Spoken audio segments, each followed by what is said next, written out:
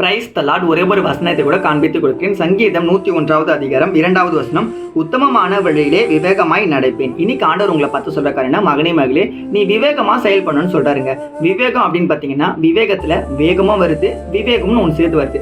விவேகம் அப்படின்றது நம்ம ஞானமா பொறுமையா நம்ம என்ன பண்ணணும் என்ன பண்ணக்கூடாதுன்ட்டு நம்ம ஆராய்ந்து முடிவெடுத்து கரெக்டா நம்ம பண்ற ஒரு பிளான் தான் விவேகம். அது நம்ம லைஃப்ல நமக்கு இருக்கணும்னு சொல்லி ஏசப்பா இன்னைக்கு நம்மளை பார்த்து சொல்றாரு. இன்னைக்கு நம்ம என்ன முயற்சி எடுத்தங்கோட்டும் நம்ம செஞ்சிடும் தானே, கரெக்ட் தானே, நான் அதை பண்றேங்க, அது சிம்பிளுங்க, அதை நான் ஈஸியா முடிச்சிருவேங்கன்னு சொல்லிட்டு நம்ம ஆர்வப்படல நிறைய முடிவுகள் எடுப்போம், நிறைய விஷயம் பண்ணுவோம். அப்படிலாம் பண்ணக்கூடாது சொல்லி ஏசப்பா இன்னைக்கு நம்மளை பார்த்து தான் சொல்றாரு. நம்ம என்ன பண்ணணும், விவேகமா ஞானமா செயல்படணுமா, அந்த ஞானத்துல கூட என்ன இருக்கணும், உத்தமா இருக்கணும். அப்போ நம்ம என்ன பண்ணணும், உண்மையா பண்ணணும்னு சொல்றாரு. இப்போ நீங்க படிக்கிற படிப்பா இருக்கட்டும், எடுக்கிற வேலையா இருக்கட்டும், எடுக்கிற தொழிலா இருக்கட்டும், உங்க வாழ்க்கையில நீங்க என்ன முயற்சிகள் எடுத்தாலும் என்ன காரியம் பண்ணணும், அதை நீங்க உண்மையா இருக்கணும். நீங்க உண்மையா இருக்கும்போது ஏசப்பா உங்களை உயர்த்துவன்னு சொல்லி இன்னைக்கு ஆண்டவர் உங்களை பார்த்தாங்க சொல்றாரு.